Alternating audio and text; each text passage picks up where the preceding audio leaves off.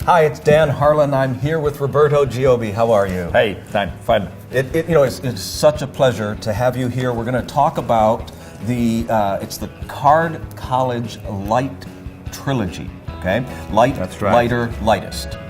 Right, and these three books are basically what we would term self-working magic. Okay? That's right. The No tricks sleight of within hand. do not require you to learn specific sleight of hands. Right.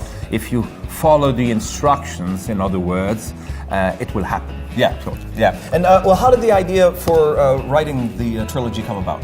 Well, the first book, all books have been originally written in German. Okay. And then I've been translated into various languages, was French and Spanish, Italian, and English, so it's quite widely translated. And the first one came about in 1987. Okay. My good friend Peter Kirsten, the famous Austrian magician, was organizing a convention in Vienna. So normally they would give away gifts to the people who come to the convention. And so he says, Roberto, you have now started to acquire quite a name, and we are very much in love with card magic, and in Vienna we have a great tradition because of Johann Nepomuk Hofstadter for card magic. Could you write us a book about card magic? And I say, well, you don't know who's coming to the convention. There might be people, who don't do anything with cards. So we talk forth and back, and he says, oh, why don't you come up with a book that has tricks anybody can do? Now in German there's been a bit of a tradition of this kind of card magic. Hans Friedrichs wrote a great book, Die Kunst mit Karten zu zaubern. And so I thought, well, that's what I do, and that's how the first came about. Yeah. And the second then... So it was for that convention, and everybody that attended that convention got that, which was a copy, which great, was like great for them. 600 copies. And then, of course, it sold like 1,000, 2,000, 3,000 and much more because I didn't expect it, but it became a bestseller. Yeah. And then how did the second one happen? Because you didn't originally intend it to be a trilogy. You were just asked out of the blue Not at all. Write a book. I mean, not at all. I didn't have the finances to book, to back up a book project. Right. So the first was this commission thing. But the second one was similar. It was Wolfgang Sommer, who at that time was the president of the Magische Zirkel von Deutschland. So he comes up to me and said, Roberto, we have like 2,400 members. We give them out a gift every year. So why don't you do another one of these? Yeah. So I said, okay. And I came up with what was titled in German, Roberto Light, and Roberto Extra Light, and Roberto Super Light. Okay, sure. So, and of course I had already projects for a Mega Light and Giga Light and an Ultra Light.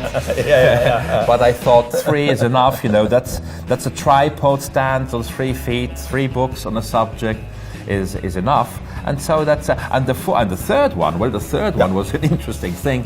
Came about in 1992, I think, after I had written Card College 1 and 2 in German. Now that was such a work, so I had worked several years, every day for many hours.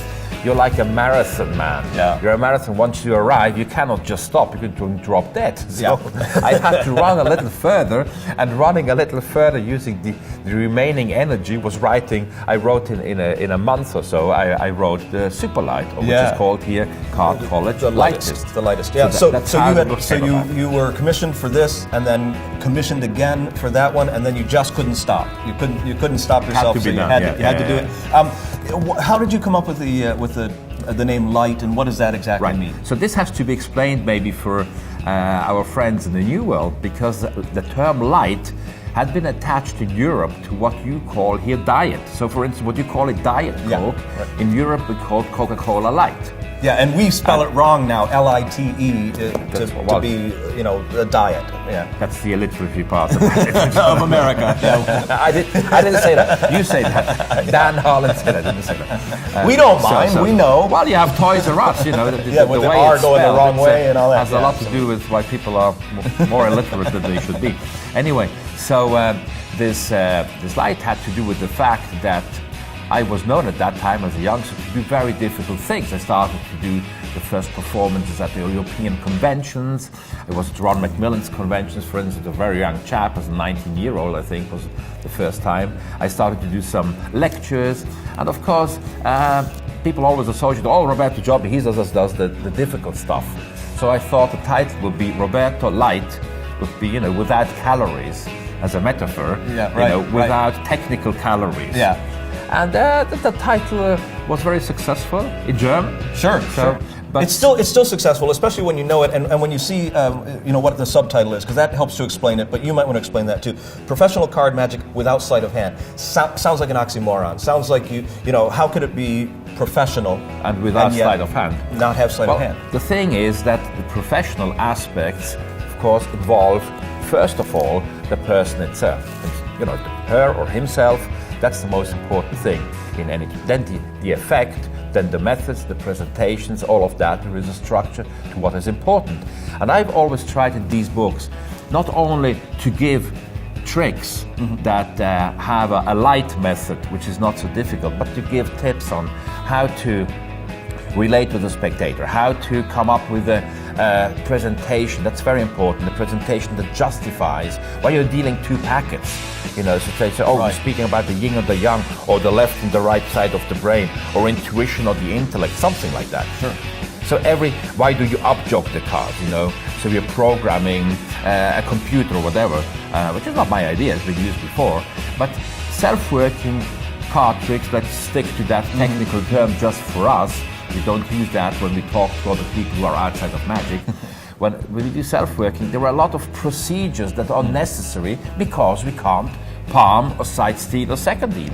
So we need to replace it through a clever topological, psychological or mathematical principle. Now, this you have always to keep in mind, how does the spectator perceive these relatively strange procedures? Now, if you can give this a meaning, and this usually is through the dramatic structures, with the presentational ploys, so I talk about that. I talk about what to do if you might have a difficult spectator, which is another issue. When you perform, you start to be professional. Because many of them require managing a spectator to do a specific action. He needs to do something, and of course now, if he makes a mistake, you're yeah, that's it. Right? yeah. So that's important. So I will talk about that. I will talk about how the performer needs to feel in certain situations. I'll talk about many of the levels that are hidden beneath the tip of the iceberg. Yeah, and that's what I love about the depth that you go into on this genre of card magic. You treat it with the same respect as sleight of hand card magic or other aspects of magic. Yeah. You think deeply about it, and you make sure that it's motivated. It's not just a trick, then you deal it into two piles and you end up with this card. No. You wrap it in a presentation, you give it motivation, you make it make sense. And also, they each have kind of a different focus, as it goes along. Like, it's not just this and then more of that and then more of that. Each one kind of builds upon right. the one you want before. to talk about it now? Yeah, a little bit. Yeah, okay. So a little bit about each book has a structure of its own. The first book, the Light book, is organized in 7 routines of 3 tricks each.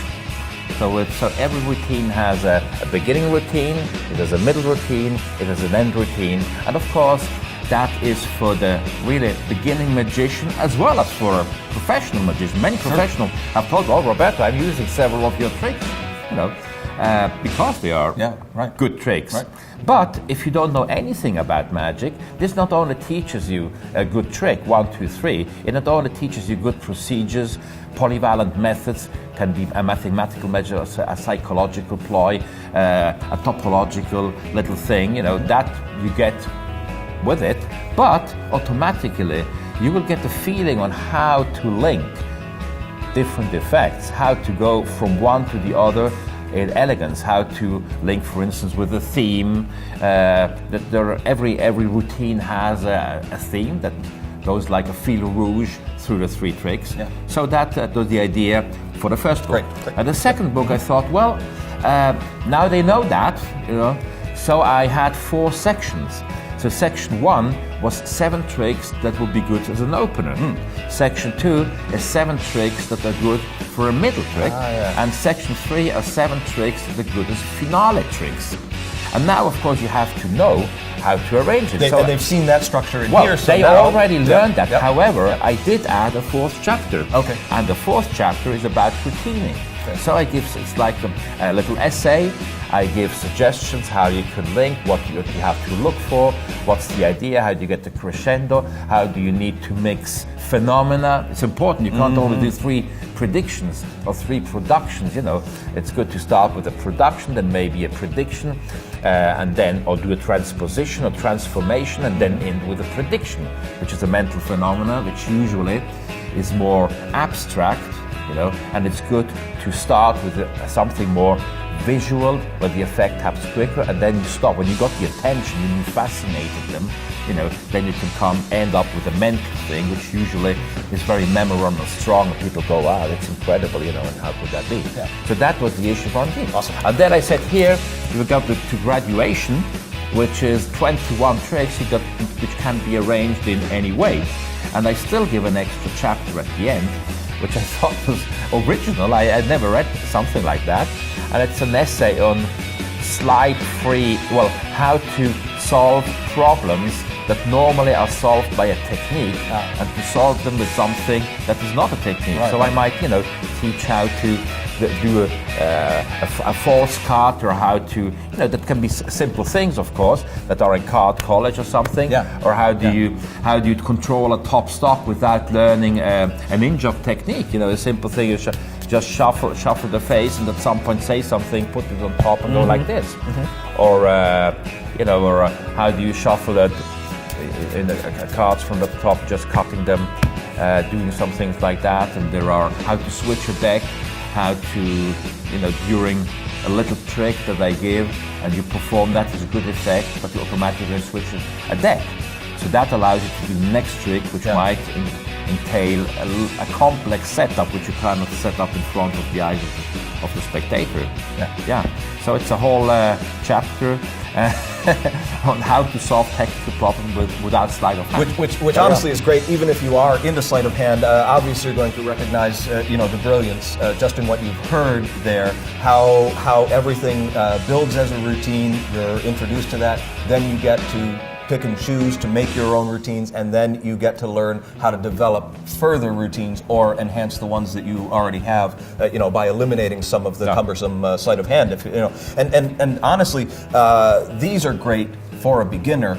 Obviously, you know, for a beginner, you're going to want something that's an introduction that gets you started on the right road to performing. But they are so good that anybody, doesn't matter how much you know about card magic, you will benefit from learning the items that are in here. Well, the reason why after the trilogy had come about, it gained a new sense I did not envisage originally.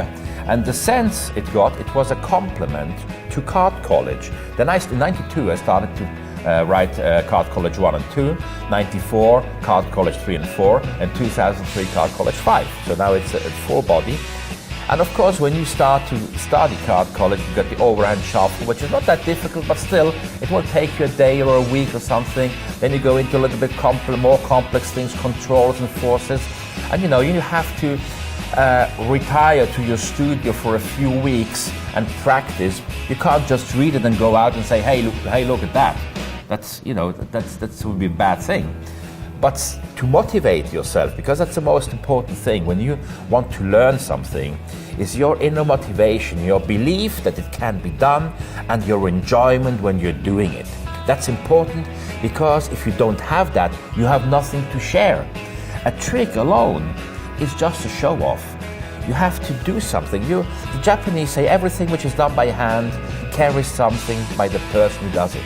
And the moment I put myself before an audience and do something, I'm sharing a part of myself. We're connected, the two worlds. And even if it's a self-working card trick, or it's a mega difficult professional trick, this remains the same, you know. So that's been a motivation thing, because I said, okay, now you get Card College 1 and 2, we talk about it a little later about these books, but get the light book as well, read one or two things. Now, if you think about it, you practice this a few days, you know, and you don't have like 11 thumbs, and you know, and you are have a little communicative competence, then you can do it, and then you will have success, and you will say, wow, magic, card magic, is particular card magic is a wonderful thing. Yeah. So now you go back with a fresh motivation to card college, and then you go back to the light and do another trick and say, oh, it's fantastic. And you get also intrigued by the complexity of the methods, which is an advantage but also disadvantage, because you never have to lose sight the effect and the impact you want to create, which is causing wonderment. Yeah, absolutely. So this definitely has a place in everybody's library, regardless of your skill level. The trilogy, Card College, Lighter, and Lightest. You got 63 items over the 3 volumes of really the best card magic without sleight of hand. Let's call it that, because we're not going to. They won't entirely work by themselves. You are going to have to cooperate with them. Well, Gordon Bruce said, my friend from Scotland, he said, there might be self-working card tricks, but there are no self-working presentations. There you go. You still have to think about them. You have to put something of yourself into it, and then you have to pull it across. You have to look the spectators in the eye, and fascinate them, speak to their heart and to their head with something interesting that you do well, and then the result will be a very special experience, which is hard to forget and is not repeated. So that's quite a fantastic thing. Sometimes you look at the pencil. Most people just do a shopping list with it. You give it to an artist like Picasso with the exact simple instrument, he creates a work of art. Now I like to think of the deck of cards as an instrument, a simple instrument, but like a pencil, you can create something which is much more than anybody else would imagine is possible.